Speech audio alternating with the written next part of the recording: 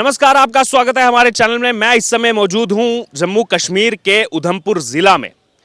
आपको बता दें, हाल ही में जम्मू कश्मीर में जो खबरें सामने आ रही हैं, किस तरीके से जो बुलडोजर कार्रवाई इस समय चल रही है, उसको लेकर के कुछ नेता और ऐसे नेता जो मुख्यमंत्री रह चुके हैं, जो केंद्र सरकार में मंत्री रह चुके हैं, वो यहाँ पर बुखलाए हुए दिखाई दे रहे हैं। अगर बात की जाए तो सरकारी ज़मीन पर पिछले कई सालों से जो कब्जा किया हुआ था, किस प्रकार से उस कब्जे को अब जो है प्रशासन की तरफ से जो है हटवाया जा रहा है, उस पर जो है बुलडोजर कार्रवाई चल रही है। लेकिन उसको लेकर के कुछ नेता हैं, वो जो है यहाँ पर अपोज कर रहे हैं और ऐसे बयान दे रहे हैं जो कहीं ना कहीं विवादों में खड़े हुए दिखाई दे रहे हैं। ये नेता खास तौर पर अगर बात की जाए, यहाँ पर निशाना बनाया जा रहा है, कहा जा रहा है कि देखो गरीबों पर बुलडोजर चल रहा है। लेकिन सच्चाई ये है कि पूर्व मंत्री, पूर्व विधायक, इन सब के जो अवैध कब्जे थे, उस पर इस समय बुलडोजर की कार्रवाई जम्मू कश्मीर में चल रही है। और इसी मुद्दे पर बातचीत करने के लिए हमारे साथ यहाँ के युवा साथी मौजूद हैं, उनसे हम बात करेंगे। आकाशदीप हमारे साथ मौजूद हैं।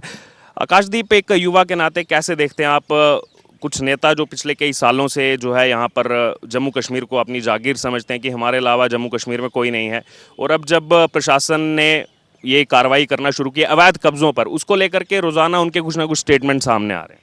जी, सबसे पहले तो मैं ये बताना चाहूँगा, जो ये आजकल एक फ्रेज़ चल रहा है, बड़ी मछली और छोटी मछली। सरकार ने एक चीज़ क्लियर कर दी है, एलजी प्रशासन ने एक चीज़ क्लियर कर दी है कि गरीबों का कोई नुकसान नहीं होगा। ये बात क्लियर है, ना अभी तक हुआ है ना आगे होगा। जितना कि आप देख रहे हो, अभी तक जितनी भी कार्रवाई हुई है, पीला पंजा जहाँ भी चला है वो बड़ी मछलियों पर ही चला है। चाहे आप जम्मू की बात कर लें, चाहे आप कश्मीर की बात कर लें। अगर कोई बड़ा होटल टूट रहा है वो किसी गरीब का तो नहीं होगा, अगर कोई बहुत बड़ी मार्केट टूट रही है तो वो किसी गरीब की तो नहीं होगी। तो अगर आपने सरकारी ज़मीन पर अवैध कब्जे करके रखे हैं, जब आपकी सरकारें थी उन दिनों जब आपने अवैध कब्जे किए थे, तो वो कब्जे तो अब आपको खाली करने पड़ेंगे। ये सरकार का कड़ा जो है जो संदेश जो है, तो इसकी हम समर्थन करते हैं, क्योंकि ये जो अवैध कब्जे हैं ये सरकार के और बहुत सारे सकारात्मक कामों में काम आ सकते हैं। तो ये जो बड़ी मछलियों के ऊपर एक बुलडोज़र का जो कार्रवाई हो रही है, यहाँ की जनता इसका पूर्ण समर्थन करती है। ना ही सिर्फ बुलडोजर, बल्कि इन नेताओं की अगर बात की जाए तो अब हर एक इशू पर इनका स्टेटमेंट सामने आ रहा है, और वो स्टेटमेंट कहीं ना कहीं इनसे सवाल खड़े करता है। हाल ही में जो परिसीमन हुआ जम्मू कश्मीर में, जो कि एक लंबे समय से नहीं हुआ था, क्योंकि फारूक अब्दुल्ला सरकार ने 2002 में, जो 2005 में डिलिमिटेशन होने वाला था परिसीमन, उस पर रोक लगा दी थी 2026 तक। लेकिन अनुच्छेद 377 टूटने के बाद वो परिसीमन भी हुआ, सीटों में बदलाव हुआ। उस सीटों के बदलाव को लेकर कुछ कश्मीरी नेताओं में बुखलाहट है, और हाल ही में उनका स्टेटमेंट सामने आया, क्योंकि सुप्रीम कोर्ट ने इसकी याचिका खारिज कर दी। परिसीमन को चुनौती देने वाली याचिका सुप्रीम कोर्ट में खारिज हुई है, और उसी को लेकर फारूक अब्दुल्ला कह रहे हैं कि देखो, ये जो है इसको हिंदू बहुसंख्यक राज्य बनाना चाहते हैं, इसलिए परिसीमन किया गया है। देखिए, जैसे कि आपने बताया 2005 पे इस पर रोक लगा दी गई थी, 2002 में। तो किसी षड्यंत्र के तहत इस पर रोक लगाई गई थी 2026 तक, तो ताकि उनकी सरकारें जम्मू कश्मीर पर हमेशा राज कर सकें, और जम्मू कश्मीर जिस प्रगति की राह पर आज चल रहा है, इस प्रगति पर वो ना चल सके और उनके अपने घर भर सके। जैसा कि आपने एक और खबर बताई, कल ही शायद सुप्रीम कोर्ट ने परिसीमन आयोग पे जो याचिका सुप्रीम कोर्ट में डाली गई थी, उसे खारिज कर दिया गया है। तो इससे एक चीज़ और मैं संदेश देना चाहता हूँ कि इस चीज़ से जम्मू कश्मीर में असेंबली चुनाव का रास्ता साफ हो चुका है। अब असेंबली चुनाव किसी भी क्षण या किसी भी पल सेंट्रल गवर्नमेंट अनाउंस कर सकती है, और उसी चुनाव में आपको नतीजे नज़र आ जाएंगे कि जनता जो है वो केंद्र सरकार से कितनी खुश है। अगर बात की चुनावों को लेकर, बार बार आरोप लग रहे हैं कि चुनाव नहीं करवाने चाहते, लेकिन हमने देखा हाल ही में कुछ दिन पहले जो है वो डीडीसी के चुनाव हुए, आज तक कभी नहीं हुए थे जो है देश आज़ाद होने के बाद। ये 370 टूटने के ही परिणाम है, 35 से टूटने के ही परिणाम है कि जो 3 टायर सिस्टम जम्मू कश्मीर में लागू हुआ, डीडीसी के चुनावों में लोगों ने ज़ोरों शोरों से, जो उस चुनाव में कोरोना के टाइम पे वो चुनाव हुए, और उन चुनावों पे लोगों ने ज़ोरों शोरों से भाग लिया और अपना मैंडेट जो है जनता ने दिया। तो ये चीज़ साफ करती है कि जनता जो है वो चुनावों में किस कदर भाग लेना चाहती है, और जनता किस कदर चुनावों के लिए इंतज़ार कर रही है। आखिरकार क्या सच्चाई है 370 टूटने के बाद? हाल ही में राहुल गांधी यहाँ पर आए थे, भारत जोड़ो यात्रा उन्होंने निकाली। एक तरफ कहा कि मैं वाइट टी शर्ट पहन के आया, मेरे पे जो है रेड नहीं हुई है, ग्रेनेड के गोले नहीं फेंके गए। दूसरी तरफ कह रहे हैं कि यहाँ पे सिक्योरिटी नहीं मिल रही है मेरे को। अब आप खुद ही बताइए, वो कह रहे हैं मेरी टी शर्ट रेड नहीं हुई, ग्रेनेड के गोले नहीं मिले। ये कामयाबी किसकी है? ये कामयाबी प्रेजेंट गवर्नमेंट की है। आपको याद होगा कि 1990-92 के दशक में जब नरेंद्र मोदी जी, मुरली मनोहर जोशी जी, एल के अडवाणी जी कश्मीर में जब तिरंगा फहराने के लिए गए, तो उन्हें जम्मू में कुछ नेताओं को गिरफ्तार कर लिया गया, सिक्योरिटी नहीं मिली, काफ़ी मुश्किलों से नरेंद्र मोदी जी ने वहाँ पर झंडा फहराया था। और उसके बाद भी देखिए अमरनाथ, यहीं उधमपुर में रोका गया। बिल्कुल बिल्कुल यहीं पे रोका गया था। अमरनाथ के टाइम पे आप बात करो, जो सेंट्रल लीडर्स कभी भी जम्मू में किसी भी एजिटेशन के लिए कश्मीर जाना चाहते थे तो उनको लखनपुर में ही रोक दिया जाता था। आज राहुल गांधी जी आए पूरी सिक्योरिटी के साथ, उन्हें कोई आंच नहीं आई और कश्मीर के उसी लाल चौक में उन्होंने तिरंगा फहराया जहाँ पे किसी टाइम पे पाकिस्तान का झंडा फहराया जाता था। ये कामयाबी किसकी है? ये कामयाबी आज की सरकार की है, आज के प्रशासन की है और आज की केंद्र सरकार की है। अभी वो 5 दिन के लिए दोबारा आ रहे हैं गुलमर्ग घूमने के लिए। आएँ, उनका बहुत बहुत हम दिल से स्वागत करते हैं कि आज की जो केंद्र सरकार है उसने हमारे कश्मीर का माहौल इतना शांतिमय माहौल बना दिया, इतनी पीस वहाँ पे कायम कर दी है कि वहाँ का टूरिज़्म दिन बर दिन बढ़ता जा रहा है। जो लोग आज से 10 साल पहले कश्मीर आने से पहले कतराते थे, आज वो खुले दिल के साथ कश्मीर आ भी रहे हैं, घूम भी रहे हैं, एंजॉय भी कर रहे हैं। तो ये पूर्णता जो है केंद्र शासित जो सरकार है भाजपा की, उनको श्रेय जाता है जो कश्मीर में आज शांति बहाल हुई है।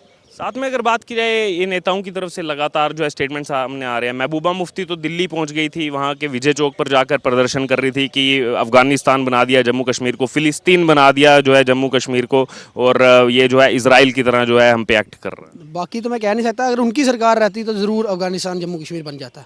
तो अगर वो दिल्ली जाके प्रदर्शन कर रही हैं तो मेरी एक आम नागरिक होने के लिए सलाह यही है कि आने वाले चुनावों में तो उनको ऐसे भी मैंडेट मिलने नहीं वाला, तो वो दिल्ली में ही कहीं अपना ठिकाना देखें और वहीं पे परमानेंट बस जाएं तो जम्मू कश्मीर के लिए भला होगा।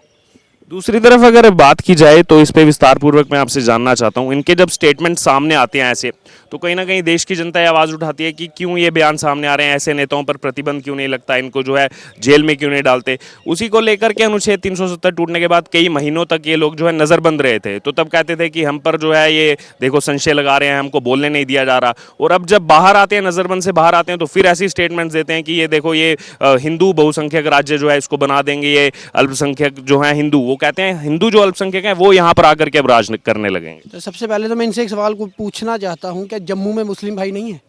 जम्मू में भी हमारे मुस्लिम रहते हैं, कैसे हिंदू बहुल क्षेत्र बनेगा? हमारी जो भाजपा सरकार है इसका एक नारा है, सबका साथ, सबका विकास, सबका विश्वास। जो सबका लफ्ज़ है उसमें सभी हिंदू, मुस्लिम, सिख, ईसाई, हर कम्युनिटी के लोग, हर जात के, हर धर्म के लोग इसमें आ जाते हैं। तो मुझे समझ नहीं आता इनका क्या डबल स्टैंडर्ड है। यही लोग हैं, महबूबा मुफ्ती ही हैं जिन्होंने कहा था कश्मीर में कोई हिंदुस्तान का झंडा उठाने वाला नहीं रहेगा। तो आज महबूबा मुफ्ती ही मतलब उल्टे सीधे, ये बेसिकली मैं बताऊं, ये अपने मानसिक संतुलन खो चुके हैं, क्योंकि जो जनता है उन्होंने इन्हें पूर्णतः रूप से ठुकरा दिया है। अब इनका कहीं भी कोई ठिकाना नहीं रहा है। तो ये मानसिक रूप से जो है वो कमज़ोर हो चुके हैं, मानसिक रूप से कमज़ोर हो चुके हैं, इसीलिए ये उल्टे सीधे बयान दे के लाइमलाइट में रहने की कोशिश करते हैं। जब दिल्ली में प्रोटेस्ट चल रहा था, उनको डिटेन किया गया दिल्ली पुलिस की तरफ से, तो महबूबा मुफ्ती ने कहा कि हमारी आवाज़ कौन सुनेगा, हम यूएन चले जाएं, क्या संयुक्त राष्ट्र में चले जाएं। लेकिन यहाँ के लोग तो भली भांति समझते होंगे, एक बार एक नेता यूएन गए थे और आज तक वो पीओजेके का मसला वो वैसे का वैसे ही बना हुआ। अब आपने पूरी बात सुनाई दी है तो मैं भी यही बात कहना चाहता हूँ। साथ में एक चीज़ मैं और इसमें ऐड करना चाहता हूँ, दिल्ली में वो प्रदर्शन करने गए लेकिन उनके साथ जनता का साथ था। आप देख सकते हैं उनके साथ कितने लोग थे जो किसी भी चीज़ के, अगर आप ग्राउंड लेवल पे किसी मांग के लिए प्रदर्शन कर रहे हो तो एक जायज़ सी बात है कि आपके साथ जनता का साथ होगा। वहाँ पे महबूबा मुफ्ती जी लगभग अकेली थी। तो ये सिर्फ मीडिया में आने के स्टंट्स हैं, तो इससे ज़्यादा मैं से कुछ नहीं कहूँगा। एक लास्ट कमेंट लेना चाहूँगा। सज्जाद लोन एक बड़े नेता हैं, कश्मीर से आते हैं, उन्होंने इस बुलडोज़र कार्रवाई पर जो है कुछ टिप्पणी की है और कहा है कि केवल और केवल एक समुदाय को, मुस्लिम समुदाय को जो है यहाँ पर निशाना बनाया जा रहा है। नहीं, ऐसा कुछ नहीं है। स्टेट लैंड रोशनी स्कैम या और भी किसी भी तरीके की जो सरकारी ज़मीनें हैं जिन पे कब्ज़ा हो रखा है, वो किसी भी पार्टी से हो, किसी भी धर्म से हो, उसे नहीं बख्शा जाएगा। ये सरकार के दिशा निर्देश है। सरकार के नोटिस में कहीं भी ऐसा नहीं लिखा है कि किसी धर्म विशेष को इसमें ठेस पहुंचाई जाएगी या उसे नहीं पहुंचाई जाएगी। साफ लिखा गया है कि जो बड़ी बड़ी ज़मीनें जिन्होंने हड़पी हुई हैं उन पे ये जो है कार्रवाई वो की जाएगी। तो ये जो इनके बयान है या ये बौखलाहट है, इनकी बौखलाहट जो सामने आ रही है तो वो सामने आ रही है। ऐसा कुछ नहीं है, सरकार के किसी भी निर्देश में ऐसा नहीं है कि किसी धर्म विशेष को टारगेट किया जाएगा। तो ये थे हमारे साथ आकाशदीप, समाज सेवी उधमपुर से। अभी हम आपको ये रिपोर्ट दिखा रहे हैं कि यहाँ की जनता का क्या कहना है, जो इस समय अतिक्रमण पर, सरकारी ज़मीन पर जो अवैध कब्जा किया गया था मंत्रियों की तरफ से, उनके घरवालों की तरफ से, वहाँ पर बड़े बड़े शोरूम खोले गए थे, होटल खोले गए थे, जिस पर आज तक कभी कार्रवाई नहीं हुई। लेकिन आज वहाँ पर जो है उस जगह को खाली करवाया जा रहा है क्योंकि वो सरकारी ज़मीन है।